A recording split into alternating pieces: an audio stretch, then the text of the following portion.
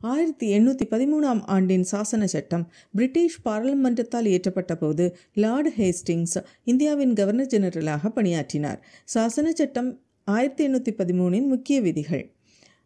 இந்த சட்டம் கிழக்கிந்திய கம்பெனியின் சாசனத்தை மேலும் 20 ஆண்டுகளுக்கு நீட்டித்து கம்பெனி இந்தியாவில் அதன் செயல்பாடுகளை தொடர உதவியது. கிழக்கிந்திய கம்பெனியின் ஏகபோக வர்த்தகத்தை ஓரளவு முடிவுக்கு கொண்டு வந்து மற்ற பிரிட்டிஷ் வர்த்தகர்கள் சில கட்டுப்பாடுகள் மற்றும் விதிமுறைகளுக்கு உட்பட்டு இந்தியாவுடன் வர்த்தகத்தில் ஈடுபட இந்த சட்டம் அனுமதித்தது. இருப்பினும் தேயிலை வர்த்தகம் மற்றும் சீனாவுடனான வர்த்தகத்தில் கிழக்கிந்திய கம்பெனியின் ஏகபோகத்தை அது தொடர்ந்தது.